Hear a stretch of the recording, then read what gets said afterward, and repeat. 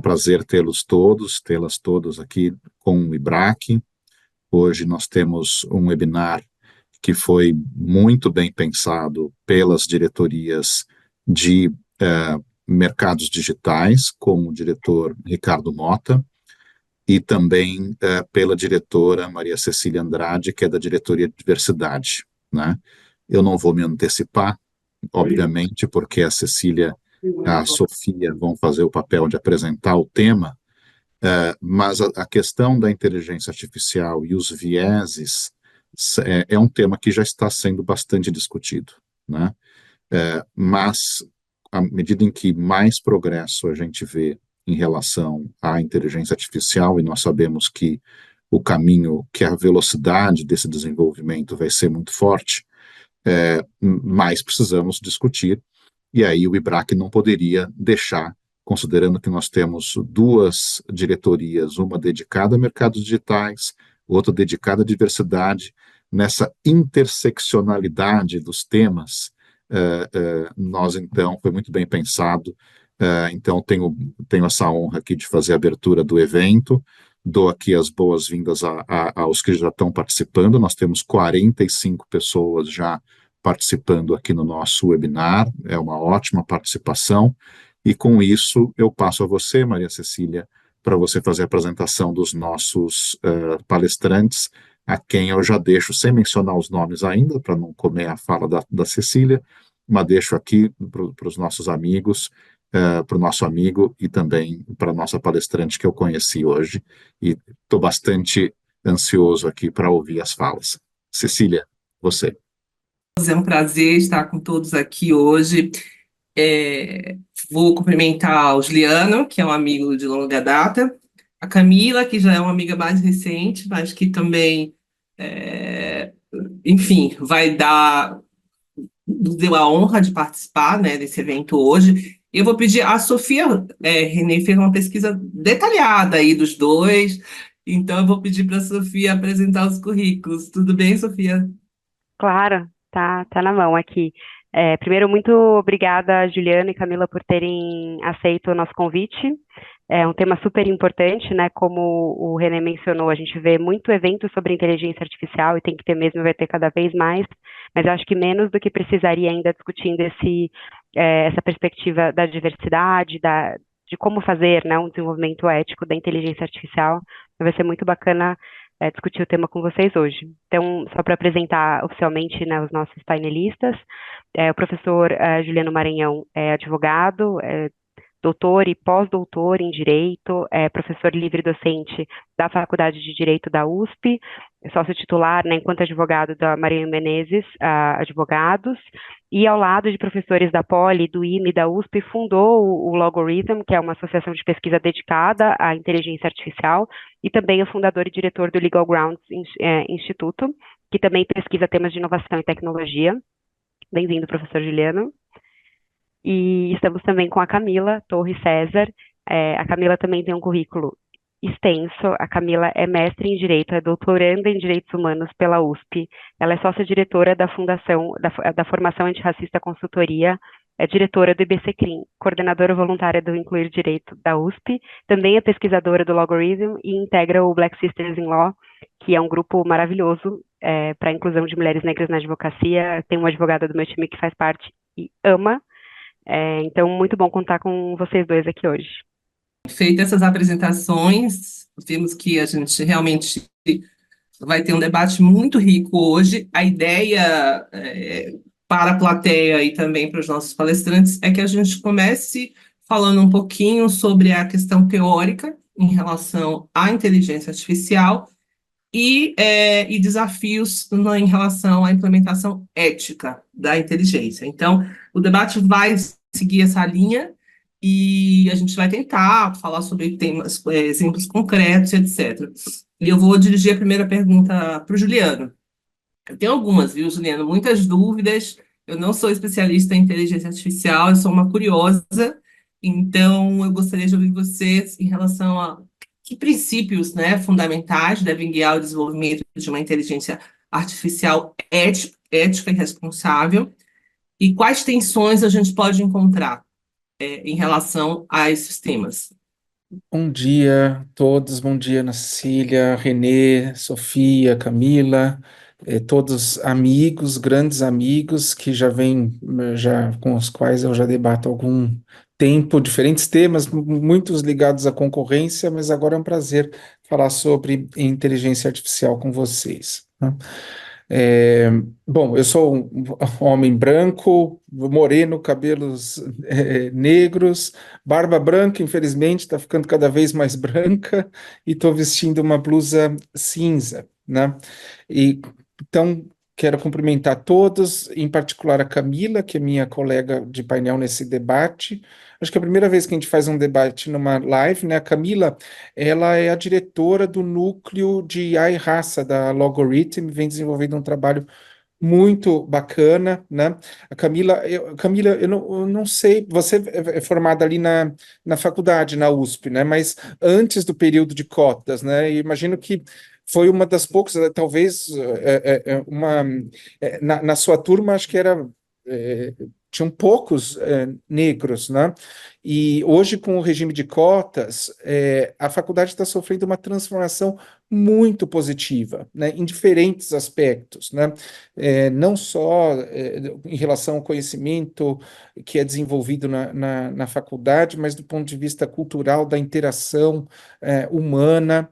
Então, realmente, eh, eu até tinha no debate teórico questões em relação a ações afirmativas, mas depois da experiência que eu vivenciei na faculdade, eu tenho certeza que essa é uma política extremamente importante para o país, né? E, bom, e para a humanidade em geral, né?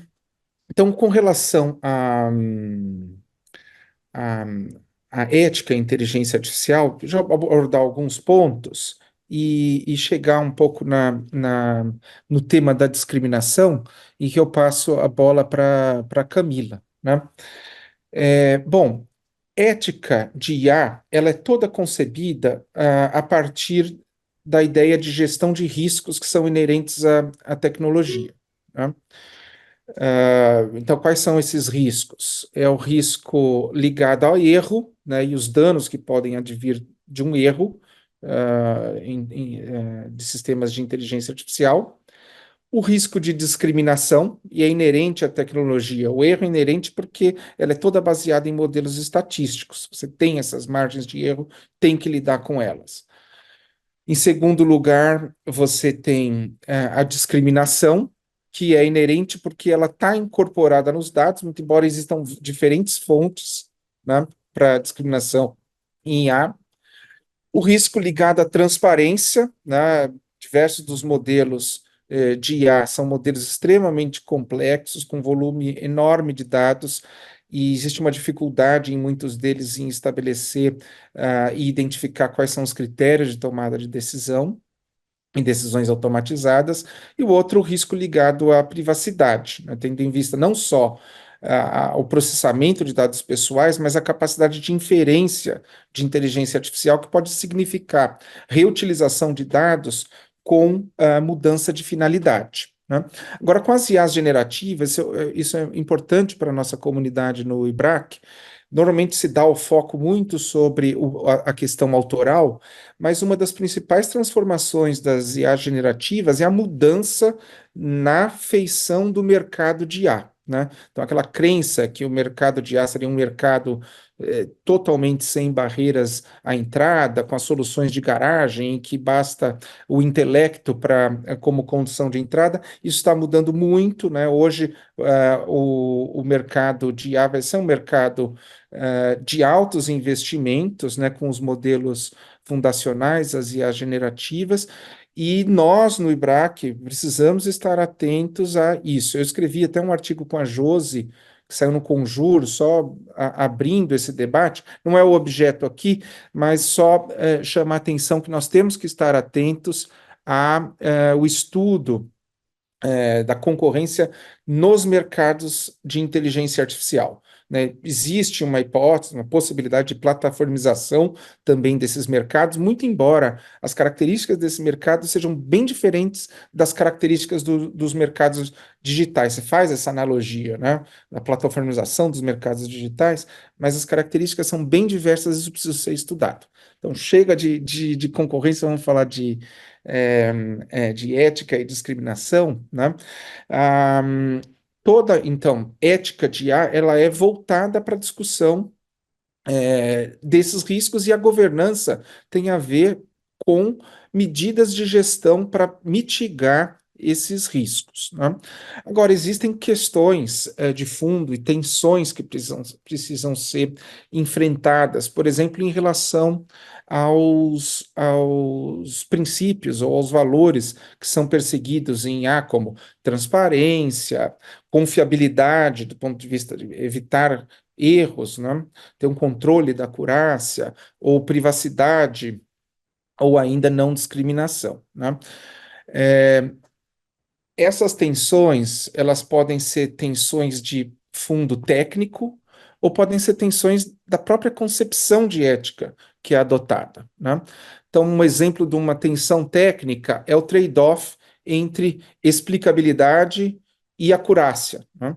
Então, eu tenho modelos que eu posso alcançar um grau maior de acurácia sacrificando a explicabilidade, porque são modelos mais complexos. Então, existem escolhas éticas na definição do próprio modelo de IA que devem balancear o quanto eu perco de transparência, quanto eu ganho em acurácia, né? É claro que quanto maior capacidade computacional, dados, maior a eficiência, maior a acurácia. Então, quanto maior capacidade computacional e dados, mais eu ganho em eficiência, mas eu não ganho em sabedoria, muitas vezes, principalmente sabedoria ética. Esses trade-offs precisam ser pensados. Mas mesmo do ponto de vista da concepção de ética, nós precisamos fazer escolhas, né? Por exemplo, transparência. Como eu devo entender transparência? Transparência significa ser mais informativo, né? Eu sempre uso o exemplo do arroz sem gordura trans, né? Que foi questionado no Ministério Público.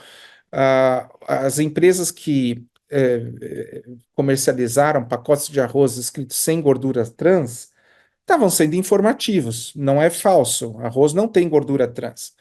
Mas será que eles estavam sendo honestos, né? Porque aí, do ponto de vista ético, de uma virtude da honestidade, talvez eles tivessem não só sendo informativos, não basta ser informativo, né? Eu tenho que ser sincero e tenho que tomar cuidado. Tem um termo em inglês chamado forthrightness.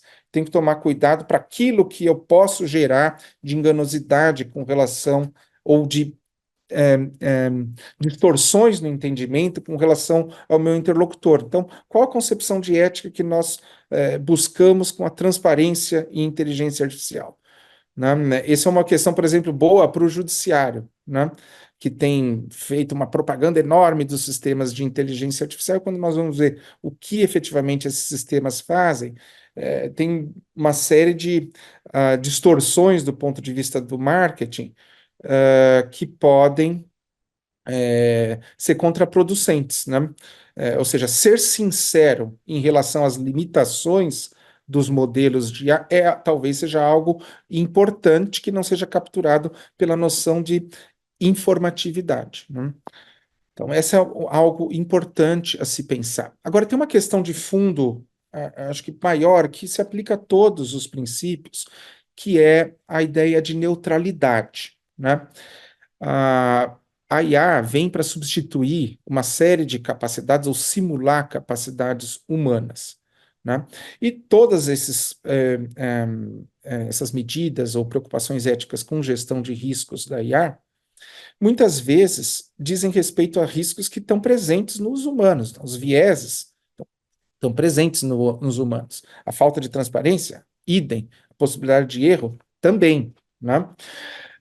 Então, qual deve ser a nossa postura? Essa é uma questão de fundo em relação à inteligência artificial. Nós devemos exigir o mesmo do que nós exigimos dos humanos, ou nós devemos exigir mais? Onde a gente coloca a régua? E essa discussão aparece em vários pontos. Por exemplo, direito autoral, né? A discussão sobre reconhecer direito de autor ou não a IA vai mexer no ponto da neutralidade. Mas eu acho até que tem discussões mais interessantes quando você vai pensar em temas práticos, né? Em relação à inteligência artificial e o seu desempenho em relação a humanos. Então, por exemplo, o debate da cópia de estilo, né? Se isso interessa a você, Sofia. Quando a gente, e aliás, a gente vai discutir muito no curso de pós desse semestre, que vai ser sobre as generativas e direito autoral, lá na Faculdade de Direito, lá na USP, né? E eu vou dar junto com a Juliana Kruger, que foi sua orientadora, né, Sofia? Bom, a ideia aqui, então, de cópias de estilo, tem uma série de movimento de autores nos Estados Unidos e ações reclamando, pedindo compensação autoral pelo fato de que IA generativas são treinadas com obras protegidas, né? E muitas vezes não reproduzem o trabalho, a expressão do trabalho artístico desses autores, mas acabam captando o estilo, tomam o padrão daquele autor.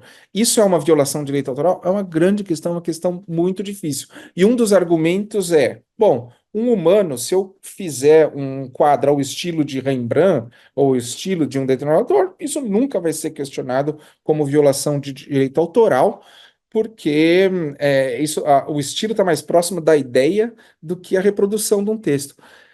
Se a gente for tratar, então, se a gente for neutro, esse argumento vence e resolve a questão. Mas será que a neutralidade ela é uma postura adequada?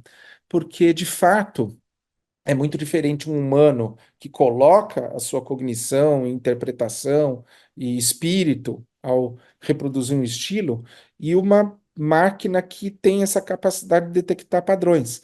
Então, pensar nessa posição de neutralidade é importante em questões como essa, né? O acidente do Uber, né?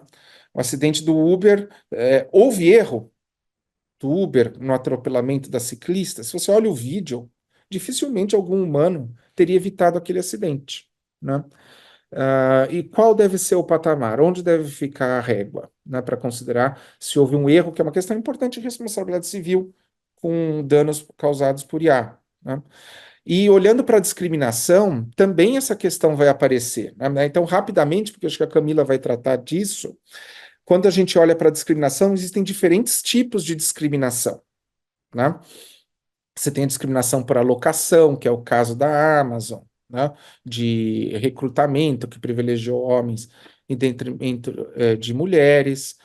Mas você tem discriminação por qualidade. Reconhecimento facial tem uma qualidade superior de acurácia em relação a homens brancos do que em relação a mulheres e a negros, né?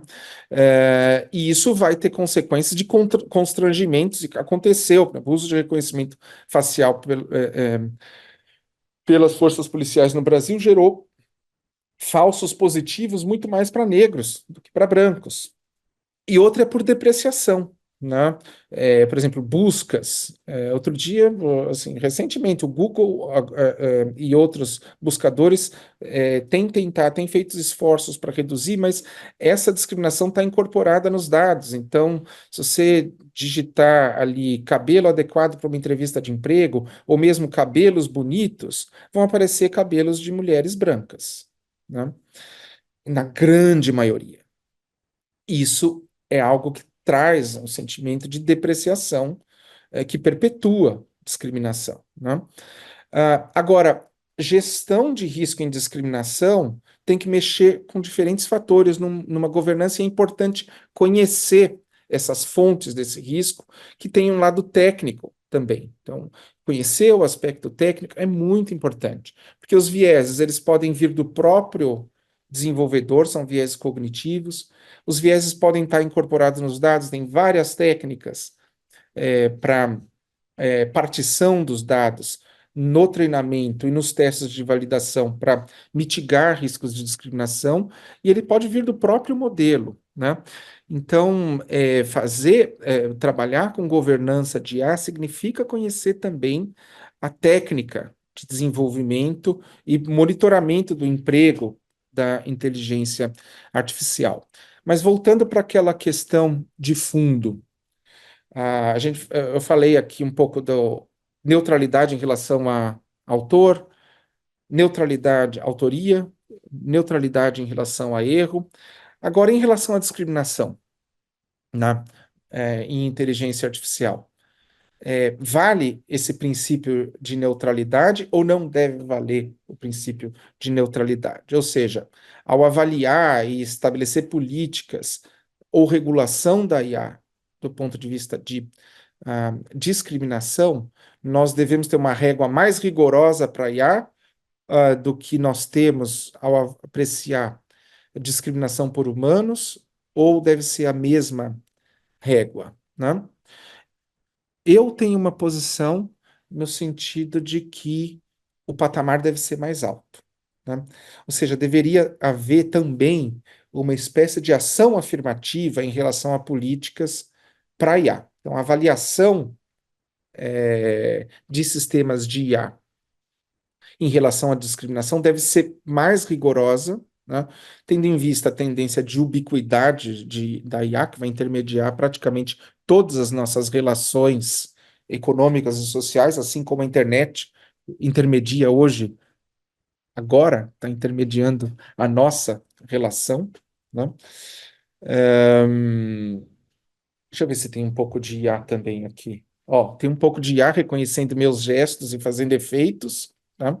Então, ela vai intermediar todas as nossas relações, de tal forma que políticas de ação afirmativas podem ser implementadas de duas formas em relação à inteligência artificial. Primeiro,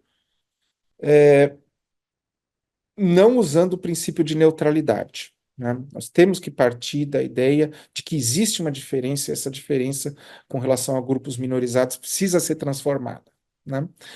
E, por outro lado, existe a possibilidade de ação afirmativa por design, ou seja, ter o treinamento de sistemas de IA de forma a favorecer ou reequilibrar as condições de grupos minorizados, né? Então, e aí tomando a ideia do Amartya Sen, né, a ideia de que existe a necessidade dessa intervenções, dessas intervenções para que haja um equilíbrio nas capacidades, né?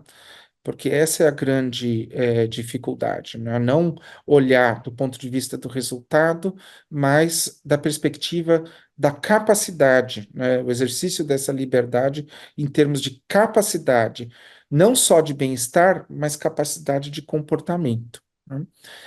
Ou seja, não só para romper efeitos da perpetuação na incorporação de vieses pela IA, sejam os vieses cognitivos, sejam os vieses de dados, mas uma ação afirmativa por design, no treinamento, na seleção dos dados, na representatividade dos dados, para ter um efeito transformador ativo, afirmativo, né?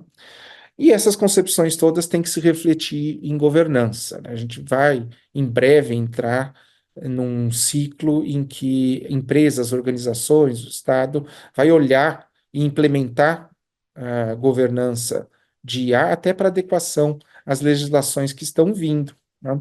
Agora, essas concepções, não só as tensões técnicas, a técnica é absolutamente fundamental. Conhecer os sistemas de IA, a forma como eles operam, são treinados, são implementados, é absolutamente fundamental para pensar em governança.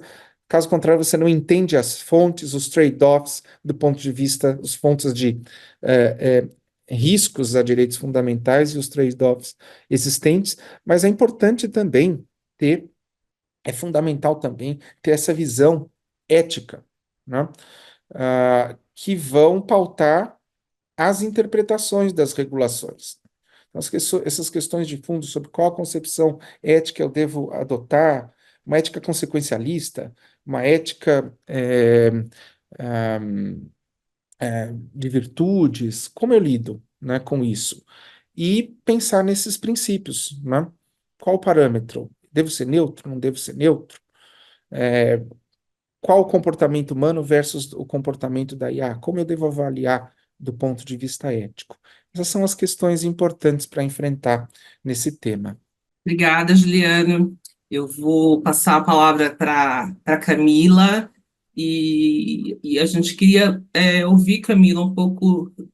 Eu sei que você tem estudado o tema, que é a perspectiva da inteligência artificial, desculpa, a inteligência artificial sobre a perspectiva racial.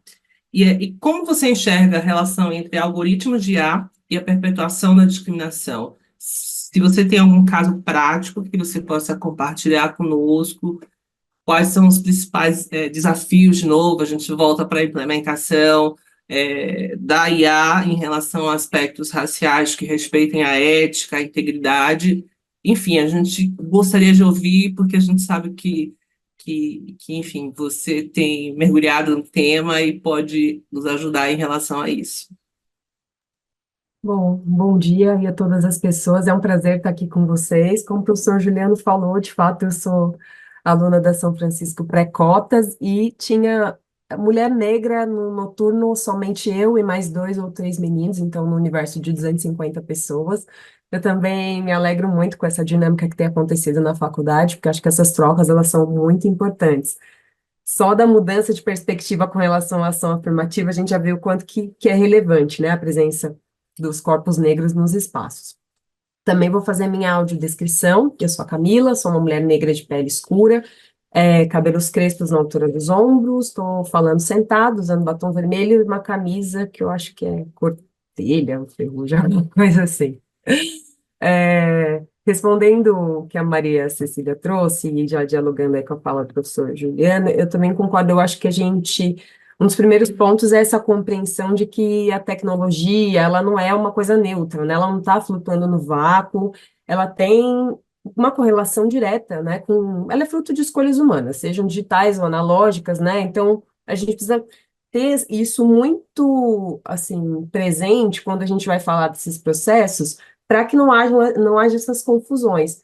E aí, trazendo aí os algoritmos para a história, a gente sabe que eles têm cada vez mais grande valor econômico, político, né, nessa sociedade que a gente vive. Aí, então, quando a gente alia isso a técnicas de inteligência artificial, aumenta aí capacidade de aconselhamento, sobre a forma como as informações e os dados vão ser interpretados para definir ações, tomadas de interpretação, isso vai gerar aí vendas ou não de conteúdos, produtos e serviços, e tudo isso vai estar aliado a essa questão da aprendizagem de máquina, né, o machine learning, e que vai passar a automatizar os processos, e a maioria das aplicações da inteligência artificial vai se basear, então, nessa categoria de algoritmos que são conhecidos como deep learning, que são capazes de tomar essas decisões sem a interferência direta humana, partindo aí do reconhecimento de padrões e informações.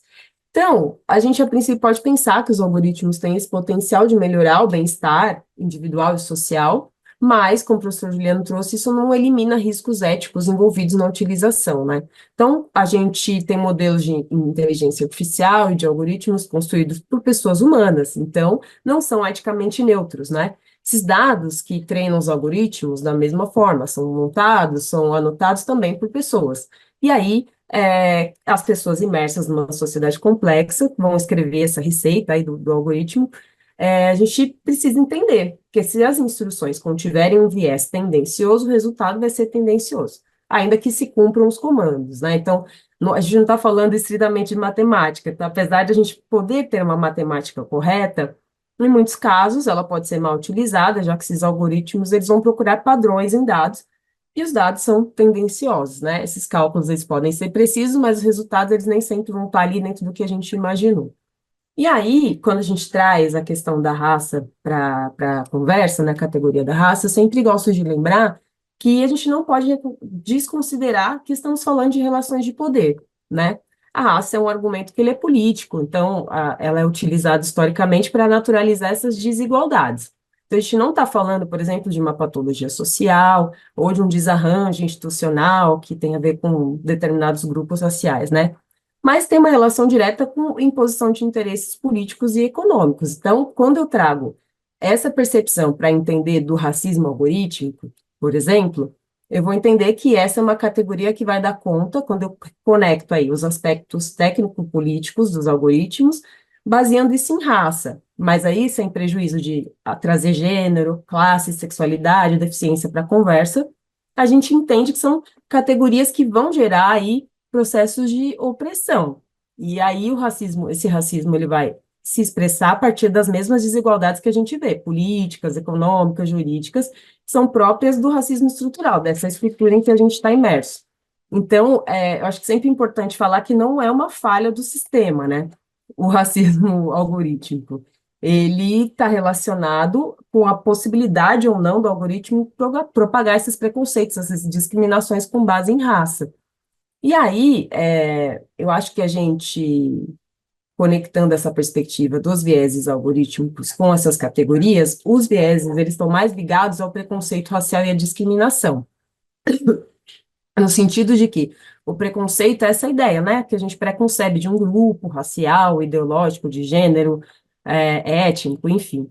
E a discriminação, ela vai se dar quando esse preconceito, ele atribui um tratamento diferenciado aos membros desse grupo, que são, aqui no caso, a gente está falando de raça, então racialmente identificados com base nesses preconceitos.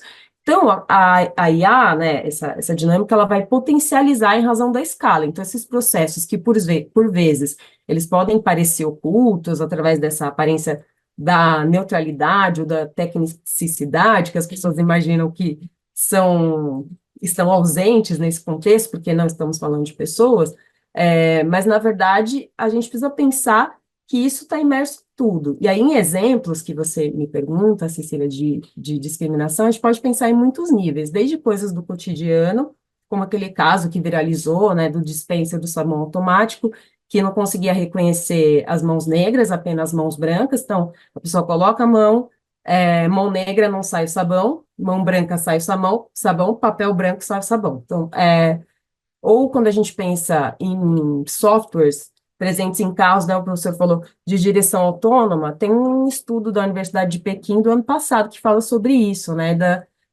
e os softwares tinham dificuldade de detectar as pessoas negras quando elas estavam passando, isso podia gerar mais risco de colisão, de atropelamento. Um outro caso que a gente pode pensar também é quando a gente tem os sistemas como o Compass, né, gerenciamento de perfil de infratores no sistema penitenciário, que ele vai caracterizar pessoas negras como mais criminosas ou propensas a reincidir através de alguns critérios que o software utilizava, lá um questionário.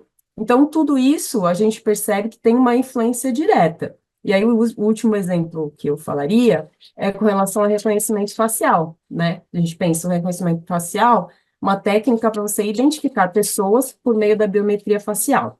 E aí, essa tecnologia, ela vai se basear nos algoritmos, né? Vai calcular a característica do indivíduo, fazendo comparativo com as imagens que estão disponibilizadas em uma base de dados. A gente sabe pelos estudos que as bases usadas, elas eram pouco diversas e funcionavam melhor para homens brancos, né? Esse estudo é um estudo antigo.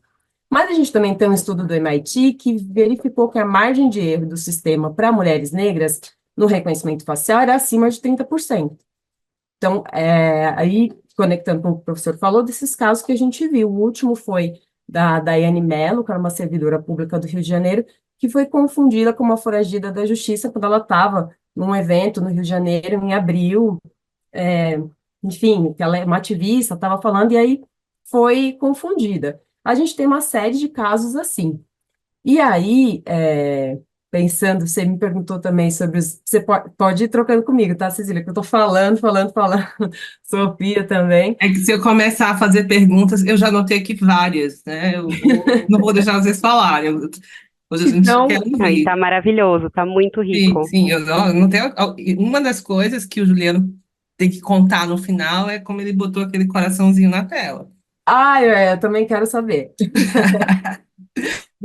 Você me perguntou sobre os desafios da implementação, foi algo assim, ou eu me confundi na pergunta? Não sei se eu já Não, entendi o sim, que você sim, queria. a questão do desafio, como é que é, Exatamente. Um pouco você já abordou, que é contando ah, de todas essas inteligências artificiais que a gente sabe que tem esses vieses. Agora, o que que pode ser feito, né, para melhorar isso, já que, e conectando com o que o Juliano colocou, vocês estão chamando o professor Juliano, mas eu conheço o Juliano desde que ele era moleque, né? Então, ficaram Juliano mesmo.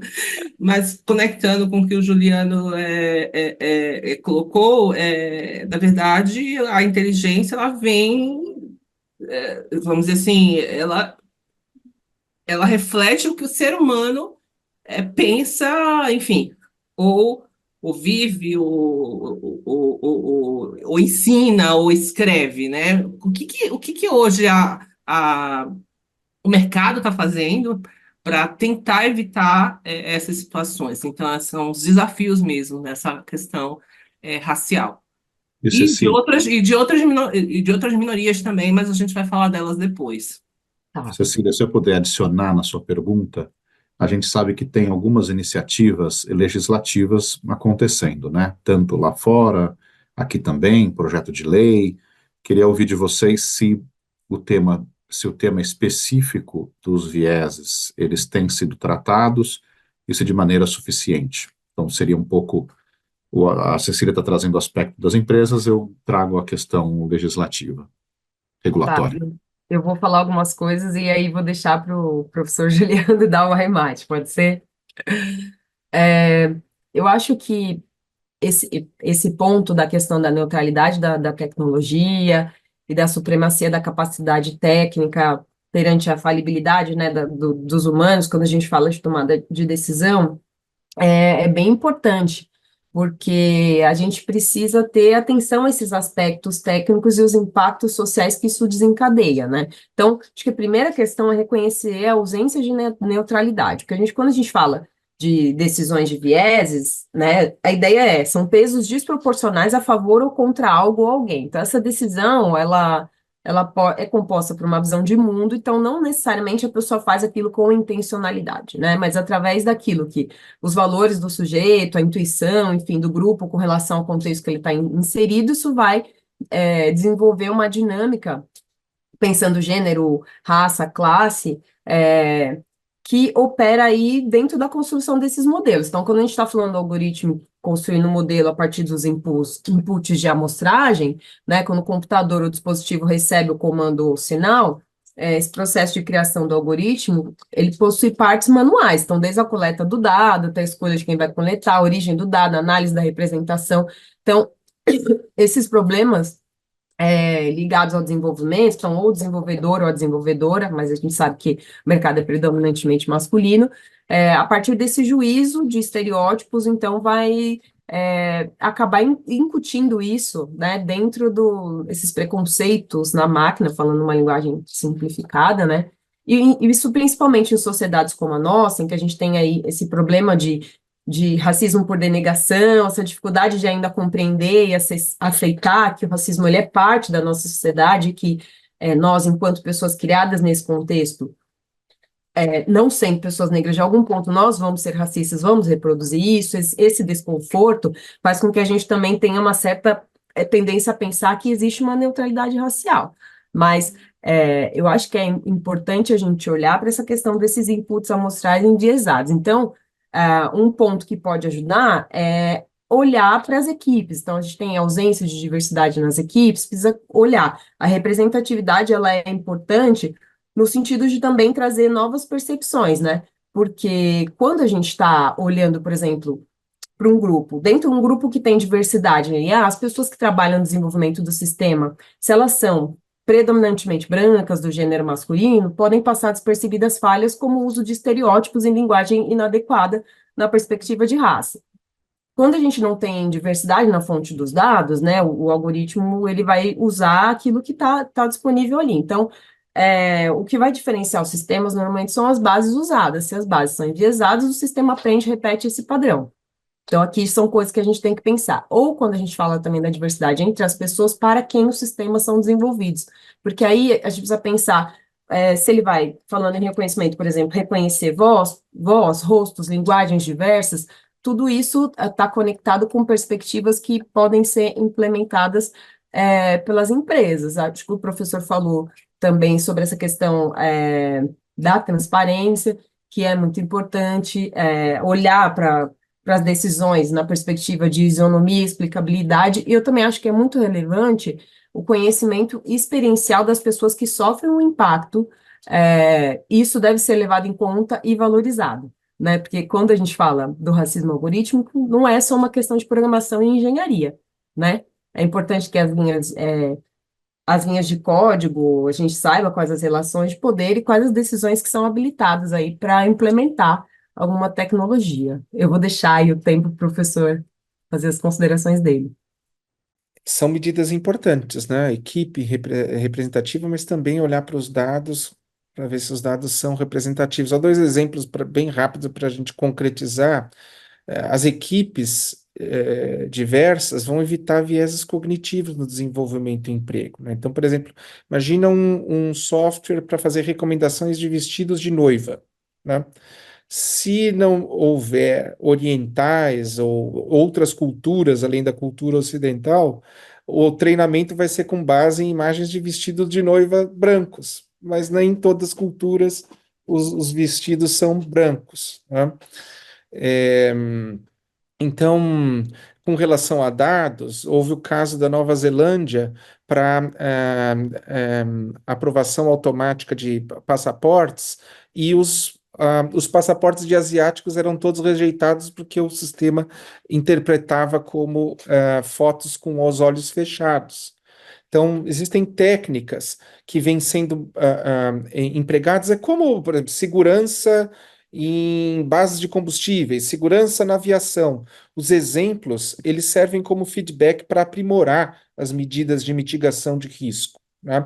Então, existem técnicas para partição dos dados, para representatividade dos diferentes grupos para os quais a IA vai ser aplicada.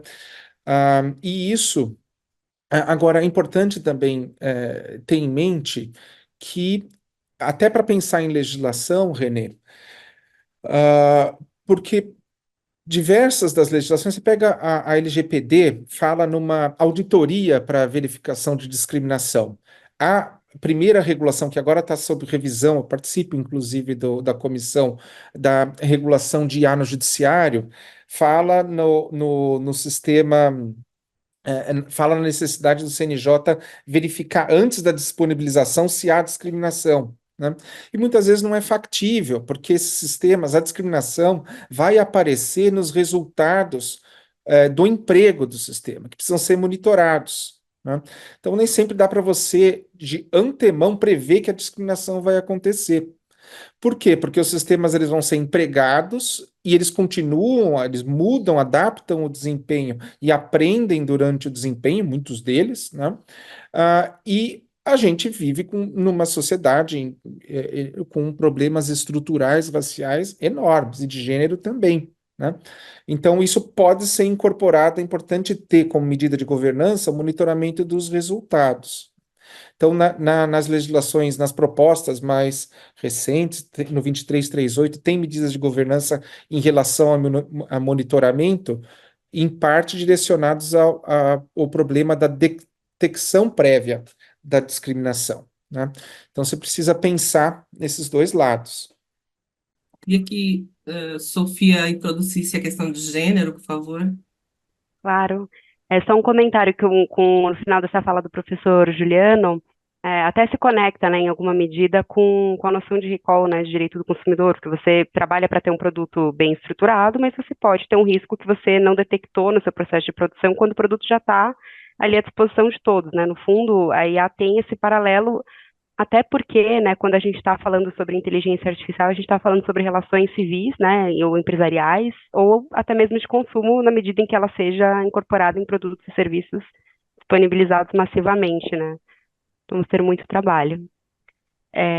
Introduzindo Quanto a isso, eu vou agora. pegar o ganchinho, Lógico. Sofia, mas essa é uma questão muito importante. Eu estou Uhum. até tô orientando uma tese da Marina, Da que Marina Kitayama? é, Do meu time. Então, e a gente está olhando justamente para esse tema, né, em relação ao consumidor. Onde estão as lacunas no É. direito brasileiro em relação à proteção do consumidor do ponto de vista de responsabilidade, né? Quando a gente olha para defeito ou defeito em relação ao desenvolvimento do produto, a concepção tradicional em direito do consumidor olha para um componente do produto que possa ser a origem do defeito. Mas quando a gente olha para IA, a gente não vai identificar. A IA, ela exibe um comportamento que é fruto do Uhum. treinamento. Você não vai apontar um componente, ou dificilmente você É. consegue apontar um elemento da decisão de treinamento que é que O possa ser causador, né, colocado do... como um defeito. Ou mesmo a questão do acidente do Uber. Houve um defeito ali? O padrão de comportamento, como é que você resolve o comportamento? Então vamos olhar para um outro ideal de comportamento. É o comportamento humano? Não, talvez a gente queira algo com uma régua acima do comportamento humano. Então, qual que é, o que que a gente vai considerar defeito de um produto em relação ao consumidor? Essa é uma questão muito difícil. Muito difícil, e muito importante, né? Aliás, todos que a gente Aí está precisa ser conversando. resolvida É, pela pela dogmática, Marina. pela Marina. Não, mas a gente já resolveu que na tese da Marina é mestrado, então ela vai É, expor o calma, né? problema. Resolver o problema é para doutorado. É isso. Muito bom. Bom, continuando o nosso debate agora, né, um outro recorte que a gente queria trazer para conversar com vocês é o recorte de gênero, né? E aí, de novo puxando para os exemplos que vocês têm trazido que são super interessantes, sobre o viés de gênero, né? Se tem um caso concreto que vocês pudessem comentar, enfim, contar um pouco sobre isso, é, e um pouco de como a gente está enxergando, né, os vieses da nossa sociedade presentes nos algoritmos de IA para discriminação de gênero, como mitigar isso concretamente. Então, vocês já abordaram um pouco assim de diversidade na composição dos times, diversidade de dados, mas olhando para gênero, né, especialmente tecnologia, inteligência artificial, são mercados com protagonismo masculino muito grande, né? Se você olha cargos de chefia, ou mesmo no setor de programação técnico, é um super desafio a presença feminina nesse cenário. Assim, como que vocês veem o recorte de gênero, como que essa discriminação está acontecendo e medidas que estão sendo pensadas, adotadas, quer seja pelas empresas, quer seja pensadas no âmbito regulatório mesmo, para reduzir esse problema, né? Tá. Por favor, Camila. Então, eu acho que nesse contexto aí do que a gente está falando, a perspectiva de vieses, ela sempre vai transpor de alguma forma aquilo que a gente observa já na nossa sociedade, né? Então, esses preconceitos, esses vieses, eles vão ser transmitidos, seja pelos dados, seja pela questão da equipe que a gente está falando, e aí eu olhando sobre isso, fiquei vendo algumas informações, por exemplo, quando a gente está falando de deepfake, né? Enfim, conteúdo falso em formato de vídeo, de foto, e muitas vezes contendo pornografias e imagens, e aí tinha um relatório lá da Deep Trace falando que 96% das imagens eram de mulheres, né? Então, de rostos artificialmente colocados. E isso tinha reflexo em várias coisas. Então, dentro desse artigo que eu estava lendo, a pessoa fazia uma experimentação, por exemplo, na criação de avatares. Então, ela ia lá e criava um avatar dela, tentava criar dela mesma, né? E aí o aplicativo propunha que ela fizesse avatares seminus ou avatares sexualizados. E aí, quando os colegas homens iam criar, os avatares sugeridos eram vestidos, ou eles pareciam astronautas, pareciam exploradores, pareciam inventores. Então, assim, a maioria da parte desses algoritmos de geração de imagem, eles vão ser treinados com base nesses dados que vão ser extraídos na internet. E aí, esses conteúdos, que são muitas vezes misóginos ou racistas, né, não representam, subrepresentam, sobre-representam alguns grupos, vão propagar para as ferramentas que a gente usa de base. E aí, isso parece que não tem nenhuma relação, mas, por exemplo, quando a gente fala, gente, vou pedir desculpas, que é o meu cachorro que tá com um negócio que eu não vou poder sair agora para pegar, então o som de fundo, perdão. Muitas vezes essas imagens de mulheres, né, que são tidas como ofensivas, vão passando por classificações inadequadas em outros contextos. Então, imagens que têm pequenas porções de pele de mulheres vão ser consideradas imagens inadequadas. Então, enquanto a imagem do torso do homem, ela não vai ser censurada. E isso, muitas vezes a imagem ela não é bloqueada, mas ela sofre aquele processo de shadow banning, né, que o algoritmo vai restringindo o alcance das postagens sem que a pessoa saiba, e isso dentro de um contexto, por exemplo, de uma pessoa que trabalha com a sua imagem, ou trabalha com as redes, ou até de uma campanha de conscientização de câncer de mama, então vai fazendo com que você tenha um desnível entre concorrência a partir de gênero, e isso pode até gerar aí um aumento de disparidade econômica. Outra coisa, os assistentes digitais baseados em vozes femininas, que a princípio a ideia é que as pessoas preferem vozes femininas, mas a gente já vê que tem estudos que indicam aí que, na verdade, é porque as pessoas se sentem mais à vontade para dar ordens a vozes femininas, e isso até num contexto geracional vai fazendo com que se repita a ideia de subordinação e todos esses contextos que vão aí contribuindo não só para que dentro do nosso mercado de trabalho esses viés se reproduzam, mas também entre as outras gerações. E aí, os exemplos, é aquilo que a gente já falou, né, de falhas de reconhecimento de mulheres negras serem maiores, ou plataformas de inscrição de currículos que acabam fazendo uma seleção maior de homens, até determinada faixa etária, para cargos de maior destaque, independente da qualificação, de novo, porque a amostragem, o banco de dados vai trazer isso. E aí eu acho que é importante, a gente tem alguns exemplos, o Observatório da OCDE tem feito recomendações para que se incentive o acesso das mulheres à educação, para a compreensão do funcionamento da IA para os seus países membros. A gente tem Preta Lab, que é também uma organização que está focada no ensino, né, ensinar mulheres negras e mulheres periféricas a codar, né, a participar do mercado de trabalho, porque por mais que a gente fale que a representação é importante, a gente não vai tokenizar essas pessoas, mas a gente precisa também entender que é necessário, como o professor já falou, né, essas políticas afirmativas de contratação para gerar equipes de desenvolvimento mais diversas e, portanto, mais sensíveis às temáticas, né, a transparência dos dados usados no treinamento das ferramentas, porque muitas vezes é difícil você entender do que partiu, onde que a gente precisa modular, quais são os requisitos de representatividade que não estavam presentes aqui. E aí eu acrescentaria também políticas de educação igualitária, que eu acho que a gente ainda não tem um olhar específico de atração de mulheres e meninas para essas áreas da tecnologia, ainda parece algo que é masculino, assim como a compreensão de racionalidade, objetividade, né? Acho que a gente ainda precisa desconstruir essas questões para que a gente tenha mais mulheres em espaços que são relevantes, espaços de poder, não só entrando ali para começar a codar, mas também como CEO dessas empresas, enfim, para tratar de aspectos aí que são mais relevantes ou que são mais sensíveis, né? Quando a gente está falando das big techs, todos os CEOs são homens, ou a grande maioria. Cecília, eu não sei, bom, não sei se o Juliano vai comentar, mas chamando a atenção só que tem uma pergunta do Felipe Roquette, do CAD, então Cecília ou Sofia, se quiserem aproveitar. Muito boa a pergunta, inclusive. Tá. Então, põe a pergunta, eu quero comentar alguma coisa, não vejo... Comenta, professor, e aí depois a gente acho que pode fazer a pergunta do Felipe, porque ela muda um pouco o tema. Ah, tá bom. Olha, eu acho que tem algo muito importante e que eu quero chamar a atenção em relação a isso, né? Muitas vezes o foco e os exemplos que dão mais repercussão são os exemplos de alocação em recrutamento ou qualidade. A Camila já comentou, né, o problema do uso de reconhecimento facial e os falsos positivos para mulheres negras, né? Mas agora, muitas vezes é deixado de lado a discriminação por depreciação, né? Mas ela é muito importante do ponto de vista da cultura, né? E então, alguns exemplos, né? Hoje eu acho que já está mais equilibrado. Se você digitar no Google imagens de CEOs, vão aparecer mais mulheres.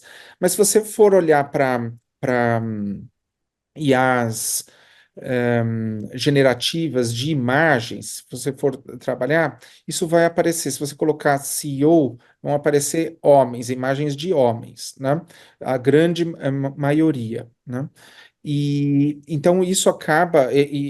Outro exemplo, vai para o GPT e diz que você está lá escrevendo uma novela, ou um romance, e você quer nomes para funcionários domésticos, etc. Vão vir nomes de mulheres, as sugestões, e muitas vezes mulheres latinas, Maria, Carmen, né? Por quê? Porque é um pouco do colonialismo digital, a visão dos americanos sobre domésticos são mulheres e latinas, né? Isso se reflete. E isso tem um efeito de depreciação, de perpetuação de depreciação, que é sério, precisa ser cuidado. Há outro exemplo, né? Eu me divorciei, e aí nessa coisa toda, eu falei, quando apareceram as namoradas digitais, aí eu baixei uma namorada digital, né? Mas não foi tanto, foi mais interesse de pesquisa mesmo. Eu falei, como é que será? Elas são extremamente submissas, além do ideal de beleza ser um ideal totalmente estereotipado, né? Então, são esses problemas de depreciação que aparecem e precisam ser enfrentados. Obrigada. Eu acho que antes da gente passar para o próximo tema, a gente pode trazer aqui a pergunta do Felipe. Obrigada, Felipe, por estar acompanhando esse debate hoje. A pergunta é para o professor Juliano. A questão da redução de vieses em A envolve a necessidade de se implementar técnicas nos modelos em desenvolvimento que mitiguem ou reduzam riscos. Contudo, quem implementará tais iniciativas? Desenvolvedores, profissionais de IA, não são especialistas em diversidade e, como sabemos, constituem um grupo bastante homogêneo em termos de raça e gênero. Qual seria uma estratégia efetiva para garantir que as preocupações sobre diversidade sejam de fato incorporadas? Certo, olha, ótima pergunta, né? A discriminação, como eu disse, ela pode, às vezes é difícil de testar antes do emprego do sistema. Então, você tem medidas de governança que são importantes durante o desenvolvimento, durante o treinamento, a gente falou de algumas aqui, mas também depois do emprego com o monitoramento, né, dos resultados, né? Olhar os resultados, as decisões automatizadas ou as predições e tentar entender, né, apurar se há um desequilíbrio em relação a grupos que são minorizados, né? Então, essas medidas de governança estão desde o desenvolvimento, o que inclui as possíveis fontes, né, vieses cognitivos, das equipes, vieses dos dados, ou vieses do próprio modelo, e depois o monitoramento. É importante ter logs automáticos que vão registrando todos os resultados do sistema, né? Para entender não só se os resultados estão desiguais, mas se os critérios que são determinantes das decisões, eles podem se alterar na medida em que o sistema continua a ser treinado. Você pode, antes do emprego, ter uma visão, né, um levantamento de quais são os fatores com maior correlação para as predições ou para as decisões, mas depois do emprego isso se altera. Então, uma medida de governança é olhar em que medida, se você tem critérios de tomada de decisão, alguns deles são importantes do ponto de vista de mitigação de discriminação, isso precisa ser monitorado se não se altera depois, né? Então, as medidas de governança não estão só no desenvolvimento, elas estão no desenvolvimento e no emprego. Então, você tem obrigações de governança que vão ser mais relevantes e vão recair mais sobre os desenvolvedores, mas você tem outras que vão recair sobre os aplicadores ou operadores. E também, eu não vou, para a gente poder avançar para o próximo, também tem que olhar para os usuários, porque existem tipos diferentes de usuários. Isso não foi capturado, por exemplo, pelo PL 2338, que fala só em agentes de IA, mas não diferencia usuários, mas tem usuários distintos. Tem usuário que não tem qualquer conhecimento, usuário não especialista. Tem usuário que é o especialista no domínio, por exemplo, um médico que usa a IA e aplica os seus diagnósticos, previsão de tratamento. Esse é um usuário diferenciado, ele tem um conhecimento do domínio, então ele tem um papel na operação do sistema, né? E poderia ter responsabilidades também com relação a monitoramento de discriminação. E você tem os usuários técnicos também, né? Aqueles que têm algum papel, usam, mas têm um papel do ponto de vista da operação técnica do sistema. Tudo isso deve ser pensado. A legislação nem vai capturar tudo, mas do ponto de vista de implementação de modelos de governança, isso precisa ser utilizado. Acho que mesmo que a legislação não tenha previsões sobre o usuário, é importante que medidas de governança na gestão de uma organização separem e entendam as diferentes categorias de usuários, porque você coloca medidas não só técnicas por design, como medidas organizacionais, elas têm que olhar não só para os agentes de IA, mas para os usuários também. Obrigada, Juliano. Eu acho que a gente vai caminhando aqui enfim, o fim do nosso debate, que, aliás, quando a gente fez a nossa, vamos dizer assim, reunião preparatória, a gente identificou tantos temas ligados à IA, à diversidade, vocês falaram aí de relações de consumo, que a gente talvez faça um novo evento, porque não dá para falar sobre tudo em um espaço tão curto de tempo. Mas um dos temas que a gente vem discutindo no nosso grupo também é a questão LGBTQIA+, tá?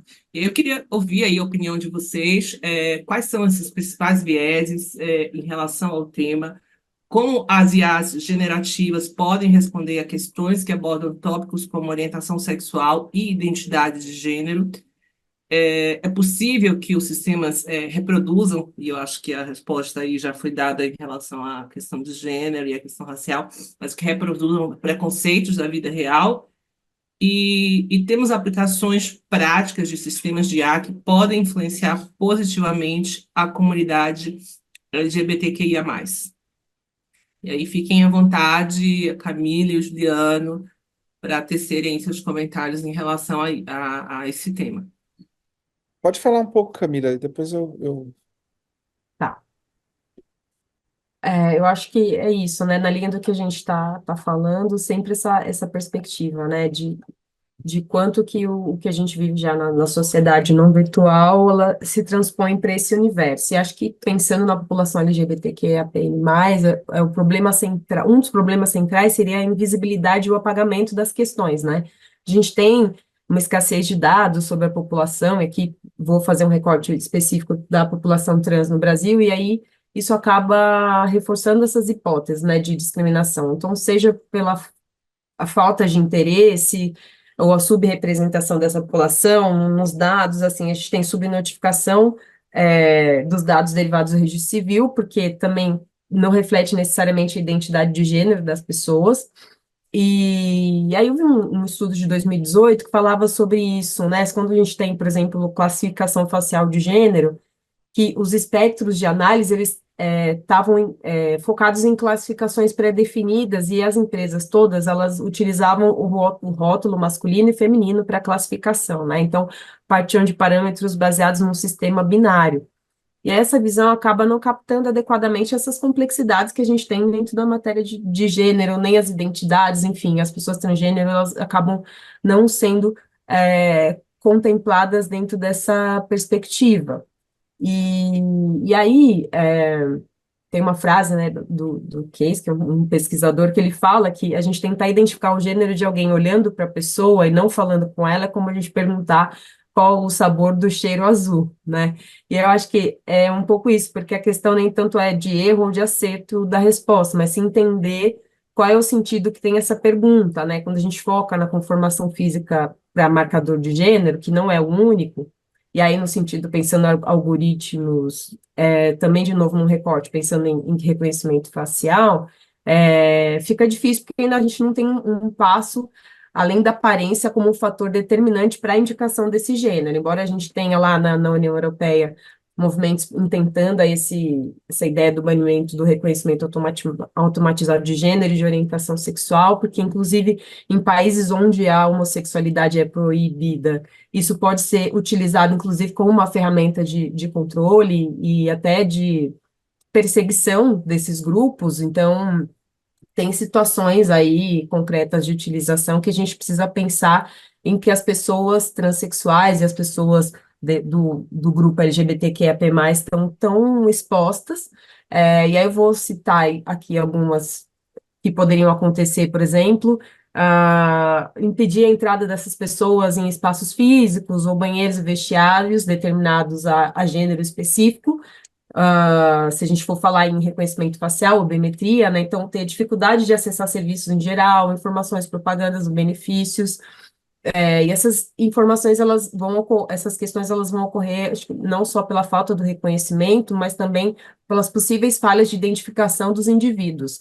Porque, de novo, se a gente pensar nas bases de dados, não imagino que a proporção de pessoas trans esteja ali proporcional nesse caso, né? E aí a comparação das imagens, por exemplo, também se a gente pensar em pessoas que realizam transição de gênero, imagens pré, imagem pós, eventualmente essas imagens armazenadas no banco de dados não vão considerar sucessivas mudanças corporais que as pessoas também tendem a passar. E aí eu acho que tem uma série de questões de limitadores que a gente poderia pensar nesse sentido. E eu vou deixar para o professor complementar aí com possíveis soluções. Bom, olha, é, de fato, e Maricília, eu topo, se forem fazer outras, né, acabou sobrando pouco tempo para essa questão que é super importante, e a Camila tocou no ponto certo, que é a falta dos dados, o apagamento dos dados, na verdade, como muitas ainda existem, claro, muitos tabus com relação a esse tema, muitas vezes não é explicitado o gênero propriamente, né? E isso não se reflete nos dados, e aí há ler dados, né? Então, tanto do ponto de vista, como IA é uma tecnologia dual também, você pode ter a explicitação dos dados para finalidades que são perversas, né, como discriminação, mas também para iniciativas de inclusão, né? Eu vou dar um exemplo, uma pesquisa da Logarithm a gente está desenvolvendo uma ferramenta para detectar viés de gênero na fundamentação de decisões sobre crimes sexuais, né? Então, uma das coisas que a gente queria trabalhar é a interseccionalidade. Uma delas é em que medida esses estereótipos estão mais presentes com mulheres negras do que com mulheres brancas. Isso tem, na base de dados, já você às vezes já encontra no tribunal, mas está bem incompleto. Então a gente vai ter que fazer um esforço para ir nos BOs, daí tem essa informação. Agora, a gente queria trabalhar também interseccionalidade com diferentes categorias de estupro que tocam nessa questão, né? Que é, por exemplo, o estupro corretivo, né? Em que ele ocorre com essa perspectiva perversa de corrigir, né, a orientação sexual, e isso tá difícil, porque isso você não consegue ver nas informações que estão no processo, né? Você tem que supor pelo contexto, mas como a gente quer usar essa ferramenta para fazer um levantamento de como está, qual é o grau de discriminação, né, nos tribunais em relação às mulheres, pelo estereótipo, pegando o caso de crimes sexuais, porque acontece, e mesmo a gente está fazendo tribunal em São Paulo, acontece muito discriminação naqueles conceitos sobre houve ou não a relação sexual, são usados termos estereotipados para minimizar, né, que houve, ou com relação ao consentimento, né, termos que insinuam, né, que a mulher consentiu, quando na verdade não houve consentimento. Então, esses dados em particular são difíceis de detectar, então possivelmente a pesquisa não vai ter esse fator de interseccionalidade com mulheres negras talvez a gente vá conseguir, mas para detectar isso no processo, eu teria que desenvolver uma IA só para identificar se haveria essa. Se a vítima era LGBTQ+, entendeu? Então, só para exemplificar a dificuldade que a Camila trouxe. Se faltam nos dados, você dificilmente consegue ter uma apreciação efetiva, né?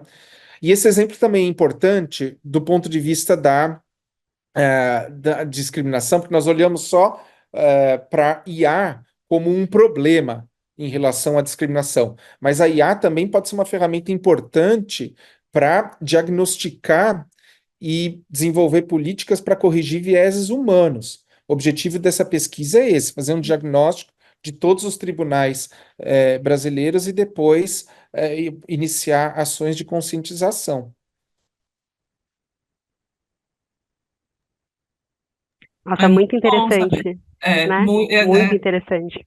E assim, né, em relação a esse tema, a gente tem mais uma pergunta aqui do Jackson Ferreira, que é membro do nosso comitê aqui de diversidade, que nos ajudou aqui nos debates da preparação desse evento. Obrigada, Jackson.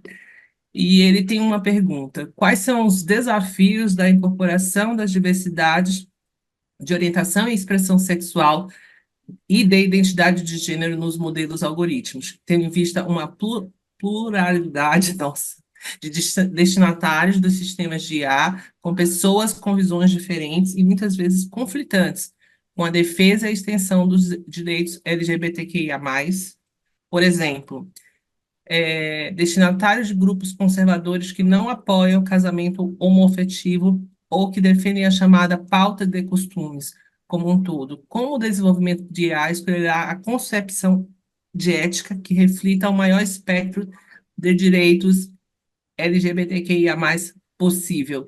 Eu acho que o Juliano já abordou um pouco, mas não sei se vocês, assim, para a gente começar a entrar aqui na nossa reta final, querem comentar essa pergunta. Eu acho que só para mapear, eu vou tomar a liberdade, e Camila, com licença, para eu falar um pouco antes, depois você complementa. É, eu acho que só para mapear as questões, já que agora vocês prometeram que a gente vai ter mais debates sobre isso, é, eu acho que tem três preocupações centrais que a gente ainda está engatinhando e precisa lidar com isso, né? Uma delas são as câmeras de eco e as bolhas, né, nas redes em relação a esse tema, né? Então, como existe essa polarização do debate, que é, em grande parte, provocada por IA, né, porque a IA aprende, né, aquilo com que você mais interage e acaba direcionando conteúdos que você quer ver, e não necessariamente conteúdos que vão despertar críticas sobre aquilo que você acredita, né? Então, esse é um problema em relação a essa temática, né, que pode não só perpetuar, né, a discriminação, mas como também impulsionar o ódio, né, e isso precisa ser enfrentado. O outro é a falta de dados e apagamento dos dados, tendo em vista os tabus, né, e a não explicitação, né, tanto daí, tendo esse problema de uma certa forma resolvido, com maior identificação, também buscar políticas de maior inclusão, né? E acho que qual que era o terceiro que eu gostaria de falar? O tema da depreciação, né? Então, muitas vezes, nos dados que estão produzidos, que são disponíveis, existe uma depreciação, né? E que precisa também ser enfrentada, né? Por exemplo, com relação a IAs generativas, o problema do apagamento é um outro cuidado, né? Como esse tema é um tema polêmico e delicado, pode acontecer em chatbots que, se você quiser falar sobre isso ou conversar sobre isso, ele bloqueia, porque entra nos filtros de conteúdo que pode ser abusivo, que pode ser discriminatório. Então, como esse tema é um tabu também para os chats, né? Porque existem filtros de conteúdo, quando você entra em temas polêmicos, ele corta. Então, você pode ter restrições a acesso a debate, a informações, porque cada vez mais as pessoas vão se informar e vão discutir essas questões com IAs, né? Nos chats. Então, precisa haver um meio e maior sofisticação para não ter um bloqueio para se tratar desse tema, né? Para ter formas de tratar desse tema, mas também com o filtro para não gerar ódio, né? Porque como a gente estão interrelacionados os temas. Como você tem as câmaras de eco e o estímulo a discurso de ódio contra esses grupos minorizados, né? Ah, as ferramentas de IA aprendem com os dados que estão na internet, né? E depois, se você for colocar filtros, eles podem ser extremamente conservadores a ponto do chat não falar sobre esse tema, né? Camila, você quer tecer algum comentário? Eu estava tendo uma discussão, só um parêntese aqui. Eu participei de um evento essa semana lá na Casa Lide, que era sobre a questão também de diversidade, mas olhando pessoas com deficiência. E justamente esse tema foi trazido também, por exemplo, quando você procura, né, ou na internet, ou numa IA, uma foto de uma pessoa autista, só vem criança. E geralmente, enfim, né? Eu acho que são muitas coisas para a gente debater. Acho que esse tema a gente pode fazer no nosso segundo encontro, que são essas questões das pessoas com deficiência. Mas, Camila, fica à vontade para comentar. Eu acho que nós temos ainda alguns minutinhos. Se alguém tiver mais alguma pergunta, fiquem à vontade aqui também para mandar. Fiquem à vontade para mandar no chat. Eu acho que o professor Juliano esgotou aí as possibilidades do tema. Eu só vou acrescentar uma coisa que eu sempre falo, que eu acho que vale para quaisquer questões que a gente lide com diversidade, que no fundo a gente sempre olha na perspectiva que a gente está falando de big techs ou de empresas e de grupos, mas no final do dia a gente está falando sobre pessoas, né? Então são indivíduos que podem ser convencidos de que isso é algo que é contraditório, que é equivocado, que é errado, né? Então não só o desenvolvedor, mas também o CEO e as pessoas que estão em espaços de decisão que podem contribuir para que a gente implemente essas questões.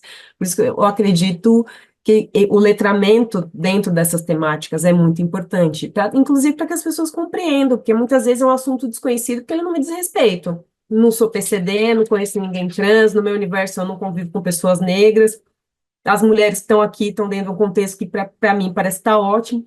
Então, eu não sou exposta a isso, né? E eu acho que é muito importante a gente também trazer esses temas para a mesa. Então, estar aqui é muito relevante também por isso, né? Para que as pessoas que têm, de fato, o poder de ação, ou até mesmo os usuários, as usuárias compreendam quais os impactos disso, né? Eu acredito que pequenas ações, elas têm grandes resultados. Então, também pensar nessa perspectiva de letrar as pessoas, fazer com que elas compreendam o quanto que isso é nocivo, o quanto que isso é violento, que não é só excludente ou não é só mimimi, sabe? Acho que quando a gente tenta se colocar nesse exercício de empatia, faz muito mais sentido, né? Contribuir para que essas ações se desenvolvam.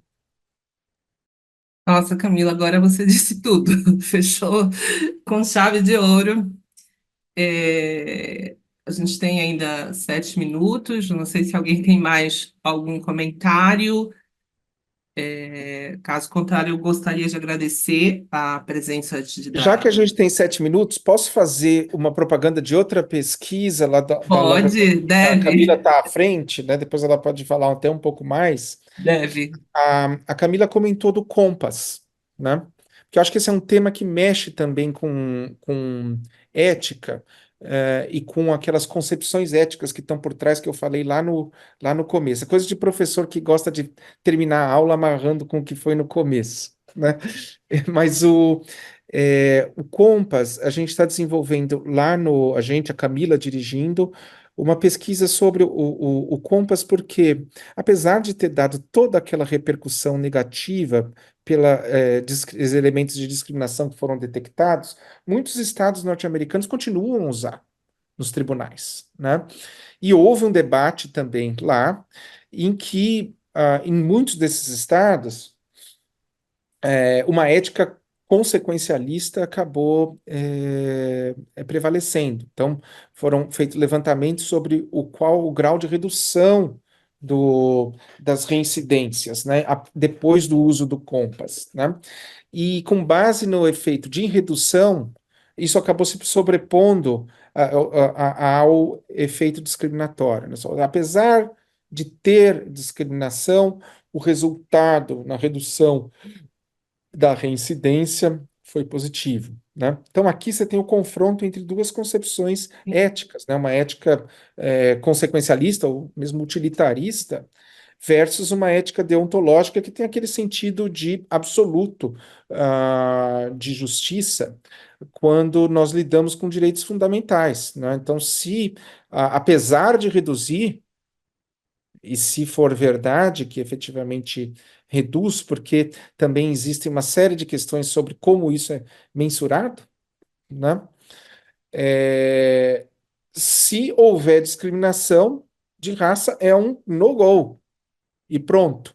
Então, qual a concepção de ética que nós vamos assumir? Uma ética baseada em direitos fundamentais ou uma ética utilitarista? Porque essa concepção ética de fundo vai se refletir numa decisão de governança. Usa ou não usa o sistema, né? O Compass, ele é organizado dentro da Faculdade de Direito de São Francisco? Ou Não, qual não. que O Compass é um sistema utilizado pela justiça norte-americana, né, é? em Perfeito. diferentes estados. Muitos dos estados pararam de utilizar quando houve esse escândalo, né, do grau de Sim. discriminação que foi detectado. Mas outros estados, isso houve um debate e eles continuaram a usar. Então, uma pesquisa Isso, a pesquisa ela está localizada no na Logarithm, e a faculdade. pesquisa que ela está Ah, tá bom. coordenando ali no núcleo de IA e raça levantar todo esse debate que aconteceu nos Estados Unidos, porque isso precisa estar mapeado. Ela pode se reproduzir, pode acontecer em em outros contextos de aplicação de sistemas de IA que são discriminatórios, né? Então, Perfeito. reconhecimento Eu facial. acho que essa discussão ela é absolutamente necessária, porque a gente hoje também nas questões de raça, gênero, muitas vezes a gente enfrenta ou verifica discursos de negação dessas questões, né? Acho que a Camila foi muito feliz quando aproximou essa discussão, que é importante que você coloca, Juliano, se é uma linha mais deontológica, se é o mais utilitarista, etc., né? É, a gente sabe que os Estados Unidos muitas vezes vai numa linha mais utilitarista, né? Não é muito bem aqui a nossa tradição, mas é importante que a gente afirme essa questão. Mas acho que a Camila colocou muito bem quando ela falou que nós estamos lidando com pessoas, né? Que as pessoas, na realidade, nós temos esses grandes sistemas, grandes processos, mas no final impacta o dia a dia das pessoas nas suas relações, na convivência diária, nas suas relações de trabalho, na forma como a pessoa é vista, né, do ponto de vista até mesmo pelas autoridades. Então, acho efetivamente essencial de aproximar, não só manter ali a discussão. É importante ver como a discussão acadêmica tem um impacto direto na vida das pessoas. Acho que isso foi muito feliz a forma como vocês trouxeram.